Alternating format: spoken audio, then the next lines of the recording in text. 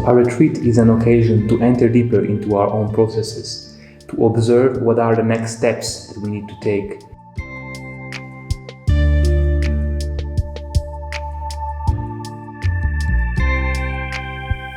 And so our work consists simply in making sure that the conditions for the space where this can happen are met in the best possible ways.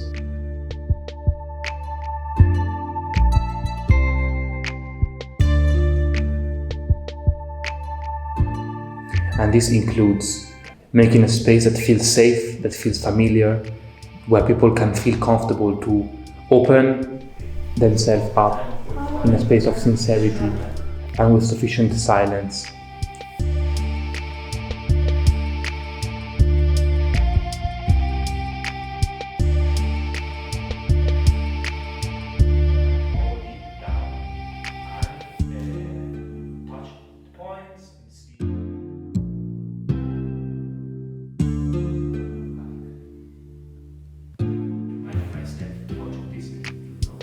The most important thing is that only we can know what type of work we need to do.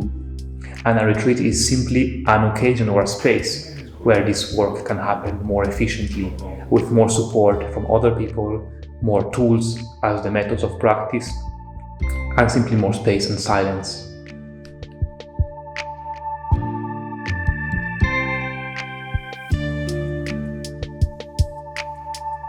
When you come into a group of people and you practice together, it's group energy and it gives a different dynamic. I feel like that can have its own potential as well in shifting your way of being. This kind of is the strongest, most powerful aspect of making group retreats, because as people start to dig in and use their own strength and determination and sincerity for this work, everybody else can perceive it and is inspired and is motivated and learns also from the personal journey that this person is doing.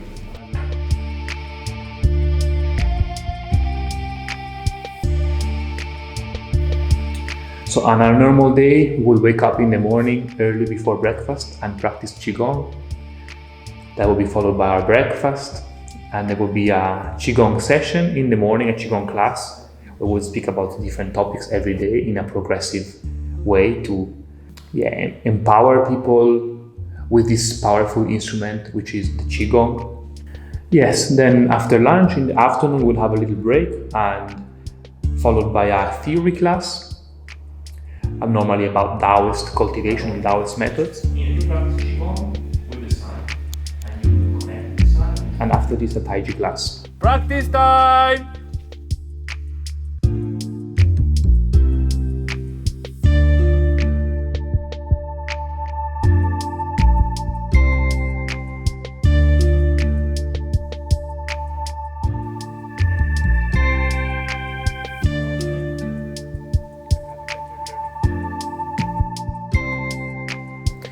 After dinner, every day we dedicate also a space for sitting meditation for 1 hour before going to rest.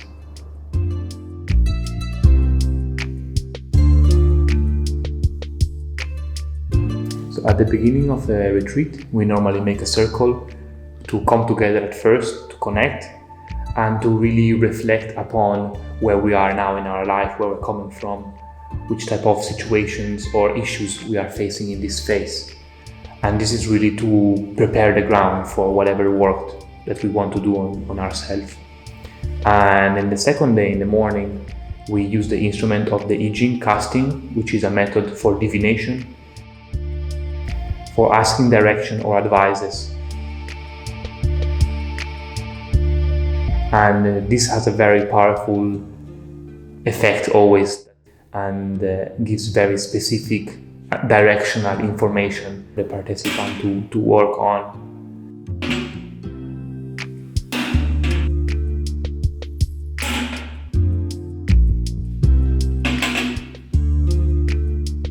At the end of the retreat, we make another circle to close, and especially to resume, to recollect the information, to integrate the information, and to make it as concrete as possible, So the work has to be somehow on one side to deepen the introspection and connect with those feelings, and on the other side to integrate or to translate this feeling into thoughts and ideas that are more graspable from our conscious mind and that can then be applied into our life.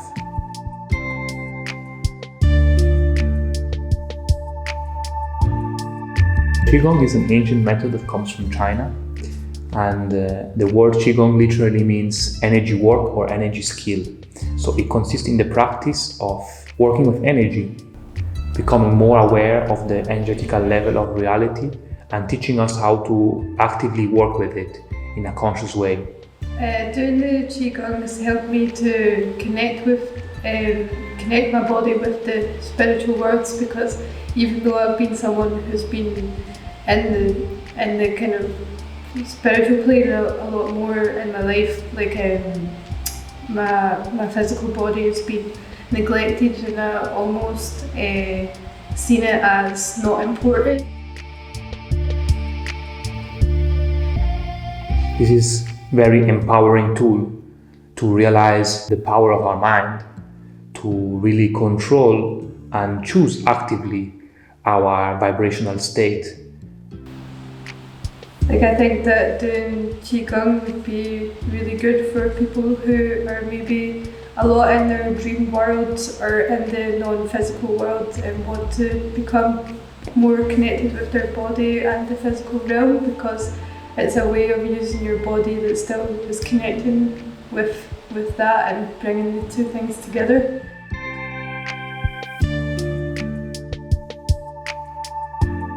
And the guided meditations were nice with the Qi Gong. When I learned Qi Gong, I didn't really experience that.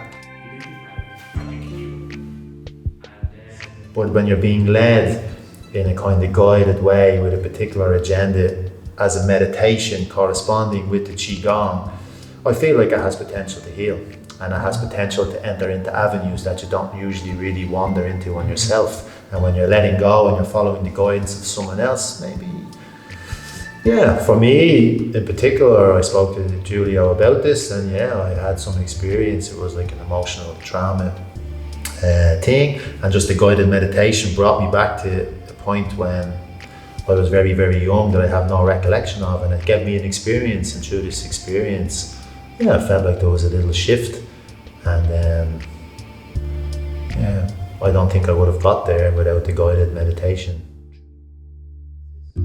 Teachings don't want to be something that are taken from the outside rigidly and imposed on our life as something stiff that we receive, but as instrument to empower ourselves more, to explore our own truth. It's just coming back into that intuitive state, you know, moving in a way